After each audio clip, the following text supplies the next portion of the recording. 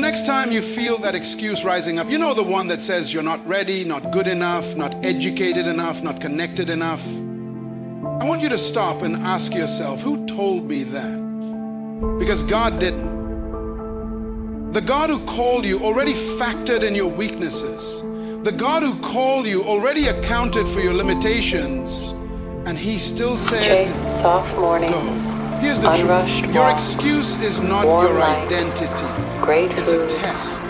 That's what And every life time is you about. choose to move forward anyway, even with fear, even with trembling, you silence the voice of limitation and give the Holy Spirit room to shine. Because His power is perfected in your weakness, not in your polished performance.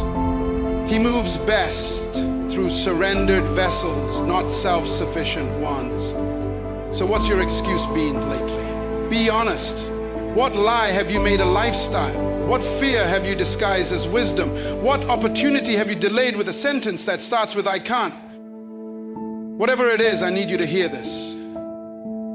It's time to outgrow it. That excuse served the old you, the one that was surviving, the one that was still healing. But this new season, it requires a new voice. Voice that says, even if I'm not ready, I'm available.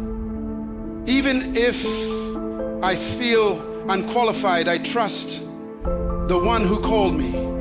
God already knows, and He's not changing His mind about you. The only question is, will you stop making excuses and finally step into the life He already saw when He chose you? Now, I want you to pay an undivided attention, because we have come to the core of this message. I want to teach you how to detach from your former mindset. At some point, you have to realize that your future cannot be built with the mindset that broke your past.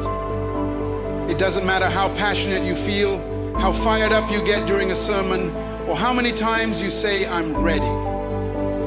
Change doesn't begin with emotion. It begins with a decision. A deliberate, non-negotiable decision to no longer be loyal to the thinking that has kept you bound. The problem is, many of us are waiting to feel our way into a new life when God is calling us to decide our way into it. This shift is never easy. In fact, it's incredibly uncomfortable. But let me give you an image you won't forget. A snake can't grow unless it sheds its old skin. That process